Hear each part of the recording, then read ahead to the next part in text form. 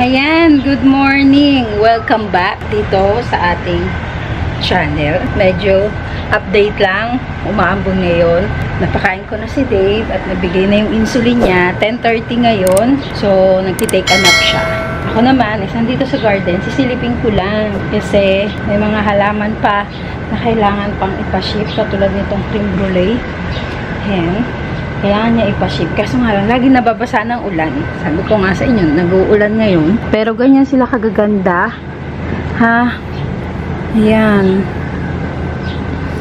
Ayan yun to. Cement. Akala ko nung una niyan, di yun nalalabas yung bar niya. Kasi nung nabili ko to, magtatatlong dahon. Ganyan. Tapos, eto na yung ano niya nun, yung pangatlo, nung lumabas, ganyan. Tapos may lalabas uli. Medyo nakaka-discourage kasi nga, ito lang, ang liit lang yung bar niya. Tapos ngayon, lumabas, ganyan. Ayan. Maganda yung ano, yung fogging machine. Parang malaking tulong din sa kanila yun. Parang gusto nila. Ewan ko bakit. Tapos eto, ayan. Si Platinum. Double Platinum to. Ganyan yung itsura ng Double Platinum, guys, ha. May Platinum kasi ganito lang.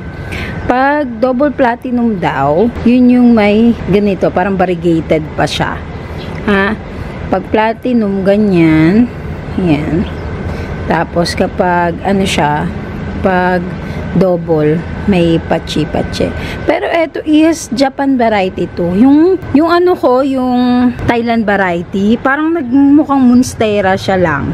Ewan ko bakit, anong differences nila. Pero, ayan, eto kasi, nung nakuha ko siya by note, saka matagal na panahon na.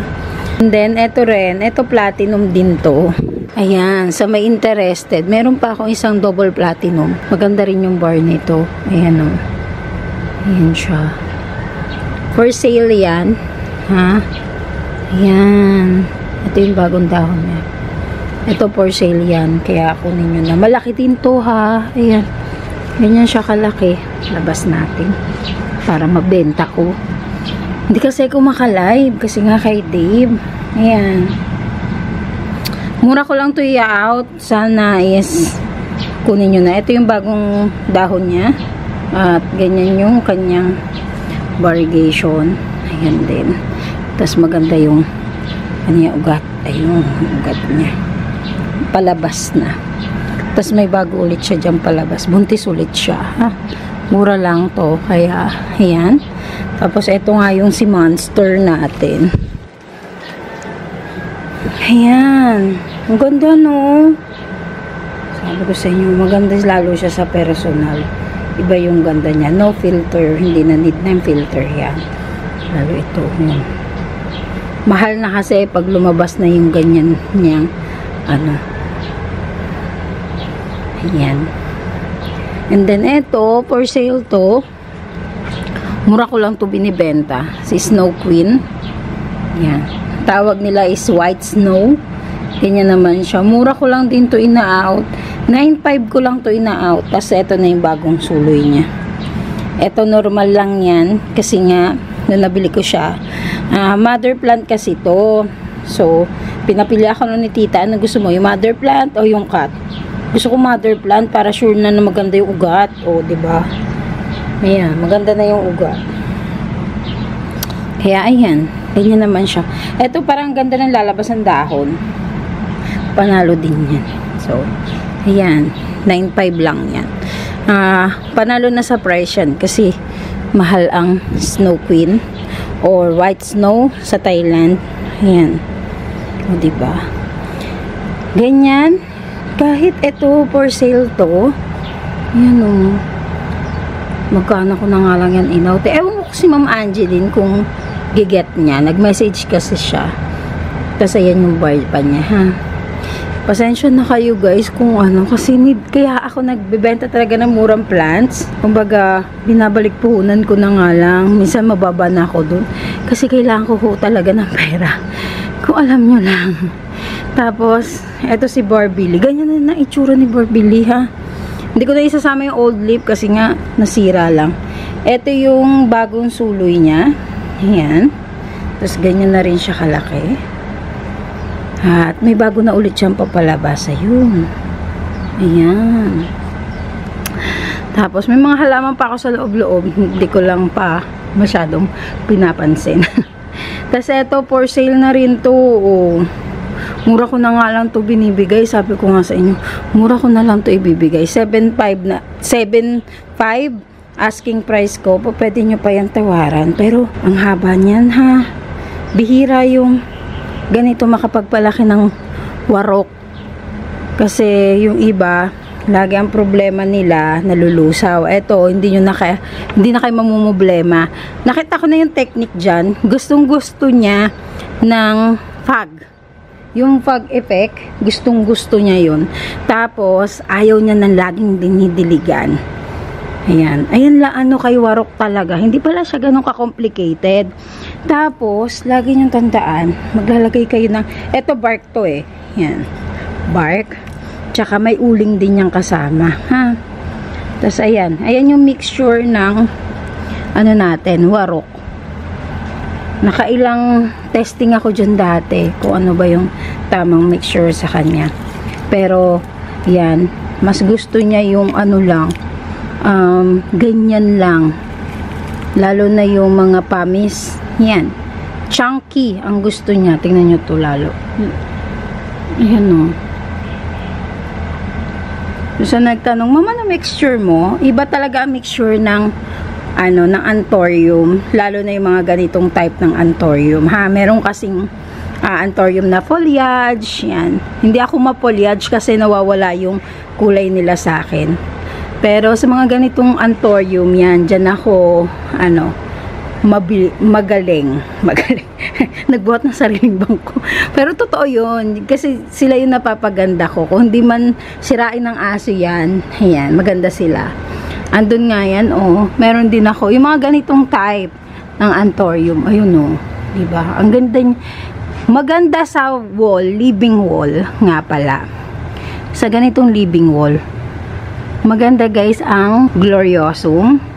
Ayan, yung mga nilagay kong yan na yung pinaka-effective way. Na kahit hindi mo sila ganon kadiligan, hindi sila mamamatay. Parang sa hangin lang, okay sila, ha? Sobrang bait nila dyan. Si watermelon, nagsosurvive yan kahit walang, dilig. Minsan kasi hindi ko to nadidiligan ng 1 week. Nasira kasi yung pumping ko dito. Natuyuan na pala, wala na siya mapump. Hindi ko siya naalalayan noon. Kaya, ayan. Si alocasia, pa yan eh, naluluso pa eh. Ayun oh. Hindi maganda si alocasia sa wall kasi kahit papano gusto niya nadidiligan. Pag napabayaan mo siya, ayan, mapapabayaan talaga siya. Ito lang yung medyo nagsosurvive. Ayan. Pero nagdilig kasi ko kagabi. Ha, ayan siya oh. Tsaka ito, si Homa. Ayan, okay naman si Homa. Pati yung Homa na ayaw niyong bilhin, nilagay ko na lang dyan. Nakakainis. Tapos, ayan, si mga Santosoma.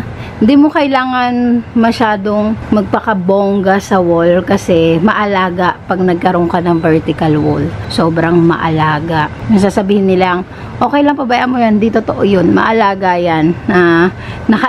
Alam nyo naman yan, nakailang palet na ako. Kaya naglagay na ako ng fake plant. So, dahil sabi ni Dave nga, wala di bang bulaklak. So, wish granted si Dave. Nilagyan ko ng bulaklak. Hindi yan nalulusa. Tsaka napansin ko ha, na nilagyan ko dyan ng bulaklak, medyo umangat yung mga halaman. Hindi ko alam kung ako lang, pero parang feeling ko, parang yung naa-attract din sila, 'di ba? Na merong halaman na ang ganda, parang lutang. Gusto na rin nilang maging lutang. Tingnan nyo. 'Di ba? Humarap sila dito. Dati paakyat lahat yan, pataas parang yung halaman nakaakyat na ganun, wala kang makita dito. Pero nung naglagay ako ng mga fake plants, humarap sila dito. Not sure, pero ayan, kung sino yung naka-experience, please let me know. Kung naglalagay din ba kayo ng mga fake dyan na mga attractive lang. Parang, kasi nga minsan, 'di ba, nakakalusaw din ng halaman, rin naman, nakakapagod din yung bili ka ng bili. Gusto mo lang maging maayos yung garden mong tignan, diba? Minsan nawawalan ka rin ng oras, parang ako din. So, kailangan din natin syempre na may alternative. Okay lang yan, wala yung problema. Lalo na yung rose na yun, na ang dami na fake niya, nakala nila totoo, pero yan, fake. Nabibili ko lang yan sa Shopee. Mura lang yan, 75 pesos. Pero, tingnan nyo, para siyang real. Promise ha. Ayan o. O, diba? Para siyang totoo dyan. Pag may napunta dito, sabihin, ay, ang ganda naman ng rose doon. Climbing hoop, na rose ko. Hindi po joke. Ano lang po yan, fake. Ay, para siyang totoo. Siguro nga dahil nga puro green, tapos may halong naging bulaklak. Kala nila, ano to, bulaklak ng mga halaman. O, diba? Ayan. Tapos, ayan nga, tinanggal ko na to dito. Kasi, hindi ko maiayos yung part na to. Ang dami pang aayusin. Pero, ayan din. Magulo. Opo, sobrang gulo. Sana magkaroon ako ng, ano pa din ng medyo time na ayusin siya. Hindi naman ako nagbamadali. Okay na sa akin yung paayos-ayos ng paunti-unti. Lalagay ko na rin yung kulang dito. Yan. May inutusan ako noon na maglagay. Tingnan nyo naman ginawa. Nilagyan ng awang. Kaya minsan nahirap din kumuha ng mga trabahador sa sa Facebook. Mga ewan, nakakabwisit lang. Tapos ayan, o diba? Yung iba gumagapang-gapang na lang. Tapos ito yung itsura dyan, ha? Ayan. Ang bait niya ni Singaporean vibes. Nakaka-attract din. Dami ko pang aayusin, guys, as in. Pero, paunti-unti, wala namang problema. Yung mga ditong part ang maayos. Ayan. Sa harap. Pag pumasok ko sa bahay namin, hindi mo masyadong makikita yung ayos nito kasi ito ang mabubugaran mo. Hindi ko pa kasi ito naaayos. Kailangan ko nang ayusin to. Yun nga, paunti-unti. Tsaka, syempre kailangan ng pera pag nag-ayos ka dyan. Lalo na dito, kailangan kong ayusin. Kaso nga hindi ko pa priority yan. Ang priority ko ay yung gamot ni Dave. Na minsan naiiyak na ako kung saan ako kukuha ng pambili. Pero ayan, sobrang thank you sa mga nagpo-purchase sa mga halaman. Kasi sa ganyan akong way nakakabili, nasusustain ko yung pangangailangan ni Dave. At ayan, kailangan ko rin yan ayusin. Kasi nagbibitak-bitak. Hay. Kaya ayan ha. Tapos eto, yung sobrang laki natin na monstera. Ayan paangat na sila ng paangat. Ewan ko, sobrang giant na yan. Daig pa niya halimaw. Malaki pa siya. Siguro na siya, yung dahon niya, 4 feet. Dahon pa lang yun. Yun lalo. Sobrang laki. Malayo ako dyan eh. Pero pag umano kayo, siguro, konti na lang kasing taas ko na yung dahon. Sobrang monster type siya dyan. Okay lang yung pagkakalagay ko dyan. Ha? Okay pala siya dyan. Tinanggal ko na lang yung fern dito kasi nga, nahihirapan yung monstera umangat pa. So, ayan siya dyan, diba? Ayan yung natin dito. Hindi mo kailangan magpabongga ng halaman ng todo, ha? Kasi yung mga halaman na to, ayan talaga yung halaman na naka-stay na sa akin. Na, proven and tested ko na hindi kanya ipapahamak. Kasi hindi mo kailangan lagi siyang asikasuhin. Tignan mo naman gano'ng kalaki na si SP. Tsaka eto sila Santosoma. Sobrang bahala sila dyan. Ganyan yung inarte niyan. Tapos ayan, si McDowell. Tsaka humaharap talaga sila. Yan nakaharap. Masira man yung halaman niya. Siguro ang nagiging sira nito, pag nasasangge, laging may gagawin dito tapos nasasangge nila yung halaman. Ayan, lalo na dito sa part na to. Ganyan na sila kalalaki dyan. Diba? Kaya nakakasaya silang tignan. Kung mahilig ka sa parang malalaking halaman, magtilow ka. Tapos lagyan mo lang ng konting tree fern. Although si tree fern is napaka maalaga, kailangan mong laging didiligan yung katawan niya. Kasi natuyo to eh. Ayan natuyo tong na tree fern. Hinabol ko lang uli, kaya umaga tsaka madaling araw nagdidilig ako ng katawan para umusbong ulit yung dahon. Napabayaan ko nga. So, ayan naman siya. Umusbong na ulit siya. Yun lang ang technique kay tree fern. Pag napansin nyo natuyo, ayan o, yung mga natuyong effect niya. Tinanggal ko na lang. Tapos, lagi nyo lang babasain yung katawan. Yan, para sumibol ulit siya. Kung kaya nyong 3 times a day gawin nyo para mas mabilis. Pero dahil nga medyo gloomy day naman ngayon, okay na yung time natin, diba? Ang gulo ng bahay ko. Pasensya na kayo. Ayan siya, oh. Ganyan lang yung technique ng halaman. Ay, nung garden ko. Ayusin ko pa to. Bigyan niyo ako ng idea kung paano yun ayusin. Tapos, eto is, kailangan kong gawa ng paraan to. Kasi nga nagbibitak-bitak na naman siya. Mahirap na ayan o, nagbibitak-bitak. So, ayan, medyo pinakita ko lang tong side na to, mga halaman natin para makita niyo kung ano yung gusto nyong bilihin. Meron ako, marami ko monstera, yung iba nasa parking. Magagawa ko ng ibang video doon para maiayos ko na. At paunti-unti inaayos ko dito, hindi pwedeng biglaan kasi hindi ko pwedeng iwanan si Dave. Lalo na every 4 hours ang feeding niya. Tsaka medyo nahihirapan lang ako kasi nga sobrang mamahal ng kailangan niya. Lalo na yung NeuroAid. Mga therapist niya, 2, kailangan tuloy-tuloy. So, sobrang thankful na lang ako kay Lord kasi siya talaga yung umaalalay sa akin. Nabibigay niya sa akin yung mga taong makakatulong sa akin. Pero sana, isa pa kayo doon. Sana mabili nyo pa yung mga halaman ko. Kasi kung tutuusin, sobrang mura ko nang binibigay. Minsan, wala na palugi na ako. Lalo na pag kailangan ko. Kanwari, nabibili ko ng, nabili ko ng 30. Bumababa talaga akong 25. Tatapon ako ng 5K. Kasi nga, kailangan ko.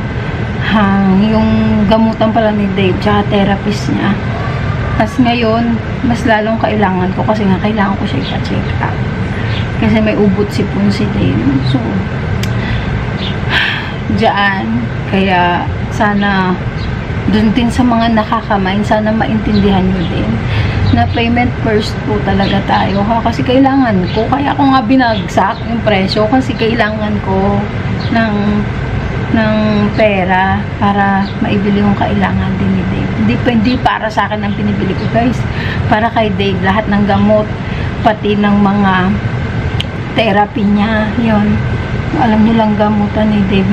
Sa amin, kulang sa amin ang 100,000 in a month naman, ha. Kulang yun. Kasi sa therapist pa lang, 2 yung therapist niya, occupational at saka physical. Tapos yung NeuroAid niya na 6 times a day. Magkano yun ang isa? 210 ang isa. Na imagine nyo 6 times yung kailangan. Tapos may mga iba pa siyang kailangan. Diaper, mga pangangailangan niya. Yung kanya lang gatas na nga lang eh. Ang gatas niya, kami, every other day kailangan kong bumili. So, ayan, nag-rant na naman ako. Yan, sana maunawaan nyo din, ha? So, hindi ko napahabain tong video na to. Gusto ko lang gawan din ng quick dito para din nakaka-share ako. Minsan din, mahirap yung punong-puno ka na. Kailangan ma-share mo din para kahit pa paano guminhawa yung pakiramdam mo, diba? Ayan. Sa inyo lahat, sobrang thank you. Hindi ko man kayo maisa-isa. Alam nyo na yan kung mga sino kayo. Sinasama ko kayo lagi sa aking mga panalangin. Ha? Kaya ayan, sa inyo lahat, God bless, stay safe, see you po sa ating next video.